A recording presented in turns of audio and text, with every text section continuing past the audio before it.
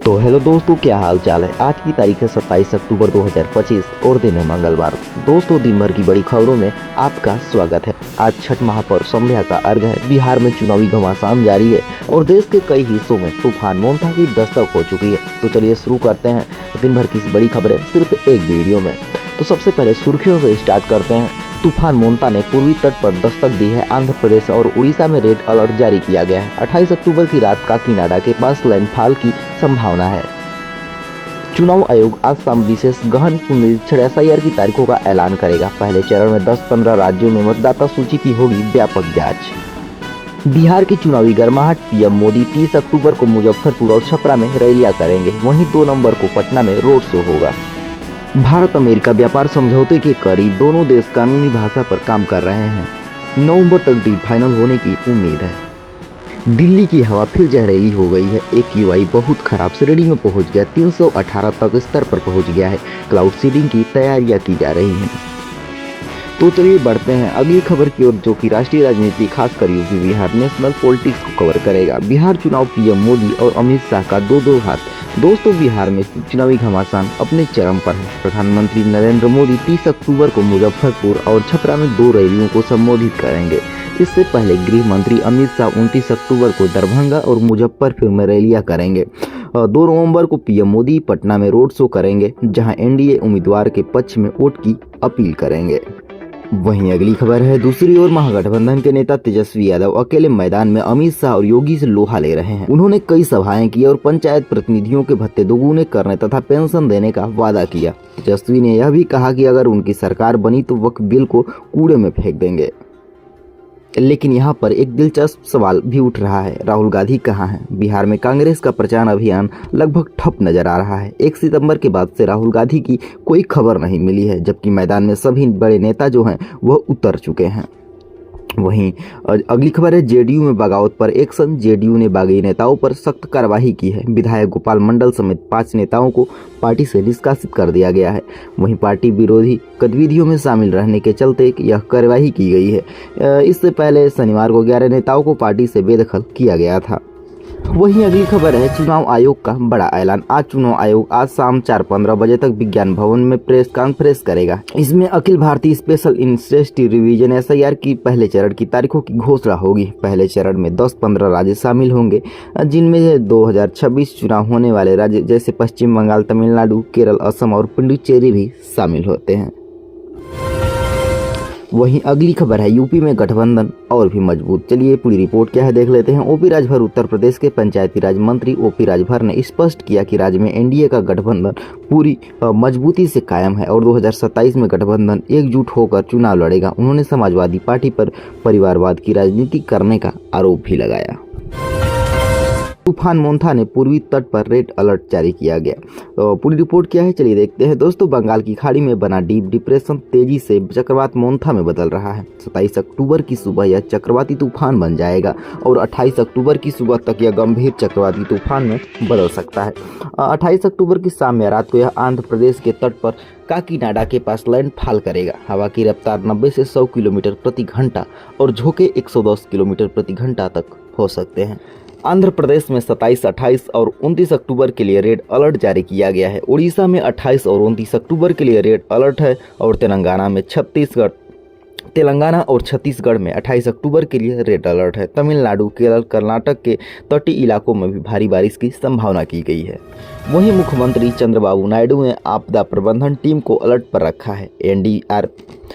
NDRF और SDRF की टीमें तैनात हैं। मछुआरों को 26 से 29 अक्टूबर तक समुद्र में न जाने की सलाह दी गई है। स्कूल कॉलेज बंद कर दिए गए हैं। छठ महापर्व संध्या का अर्घ है आज। तो पूरी रिपोर्ट क्या मिल रही है चलिए देखते हैं। आज 27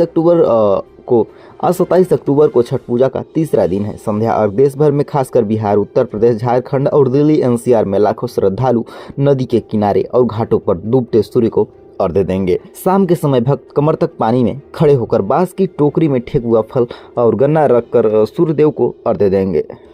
चलिए दोस्तों, पूरी रिपोर्ट में देख लेते हैं कि जो छठ पूजा का वो शेड्यूल है, वो शेड्यूल क्या होगा। नहाय खाए 25 अक्टूबर जो कि शनिवार को पड़ा है। खरना 26 अक्टूबर रविवार। संध्या अर्घ 27 अक्टूबर सोमवार और आज उषा अर्घ जो कि 28 अक्टूबर मंगलवार है।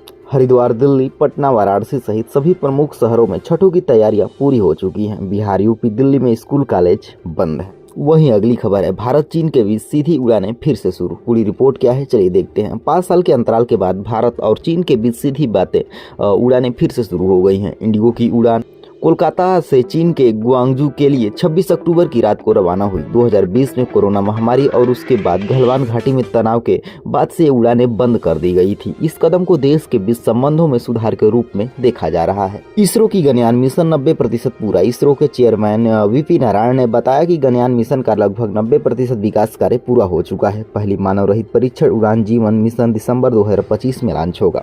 इसमें व्योमित्र नाम का एक हाफ ह्यूमैनॉइड रोबोट होगा जो कि अंतरिक्ष यान की प्रणालियों का प्रशिक्षण करेगा। 2027 में भारतीय अंतरिक्ष यात्रियों को अंतरिक्ष में भेजने का लक्ष्य है। चलिए वहीं बढ़ते हैं अगली खबर की ओर। अगली खबर क्राइम की न्यूज है। कर्नूल बस हादसा, 20 लोगों की मौत। चलिए रिपोर्ट क्या है, रिपोर्ट क्या कहती है, रिपोर्ट को देख लेते हैं। आंध्र प्रदेश के कर्नूल में एक भीषण सड़क हादसे में 20 लोगों की मौत हो गई। 20 अक्टूबर को एक प्राइवेट लग्जरी बस में आग लग गई जब नशे में धुत बाइक से सवार बस को टक्कर मार दी गई। बाइक का पेट्रोल कैप खुला था जिसमें बस के नीचे फंसे बाइक घिसती रही और अचानक से आग लग गई। सीसीटीवी फुटेज में दिखा गया कि बाइक रात 2:23 पर एक पेट्रोल पंप पर आया था और लड़खड़ाते हुए गाड़ी चला रहा था। पुलिस ने कंफर्म किया कि बाइकर नशे में था। बस ड्राइवर और ट्रेवल एजेंसियों को लापरवाही का दोषी माना गया है और दोनों ड्राइवरों को गिरफ्तार कर लिया गया है। वहीं अगली खबर है, कर्नाटक में विवाहेतर संबंध पर हत्या। चलिए रिपोर्ट क्या है देखते हैं। रिपोर्ट पूरी है। कर्नाटक के बीदर जिले में एक 27 वर्षीय युवक की विवाहेतर संबंध के शक में पीट कर हत्या कर दी गई। विष्णु नाम का यह युवक महाराष्ट्र के नांदेड़ जिले का रहने वाला था। वह पूजा नाम की एक विवाहित महिला के साथ संबंध में था। पूजा के परिवार के सदस्यों ने उस खंभे से बांध कर मार डाला क्योंकि पुलिस ने आरोपियों को गिरफ्तार कर लिया है। अगली खबर है, सीबीआई ने कर्नूल स्टैंपिंग की जाँच संभाली। तमिलनाडु के, चलिए देख लेते हैं पूरी रिपोर्ट क्या है। तमिलनाडु के कर्नूल में 27 सितंबर को हुई भगदड़ में 41 लोगों की मौत हो गई थी। यह घटना एक्टर राजनेता विजय की पार्टी तमिलनाडु कलगम टीवी की रैली में हुई थी। सुप्रीम कोर्ट के आदेश पर सीबीआई के मामले की जांच संभाल ली है। सीबीआई की स्पेशल टीम घटनास्थल पर पहुंची और एफआईआर दोबारा दर्ज की गई। सुप्रीम कोर्ट ने पूर्व जज अजय रस्तोगी की अध्यक्षता में 3 सदस्यीय निगरानी समिति भी बनाई है। चलिए अगली खबर देख लेते हैं। उत्तर प्रदेश के मुरादाबाद में एक इमारत के भूतल पर स्थित रेस्टोरेंट में भीषण आग लग गई। 4 सिलेंडर फटने के बाद आग अन्य मंजिलों तक फैल गई।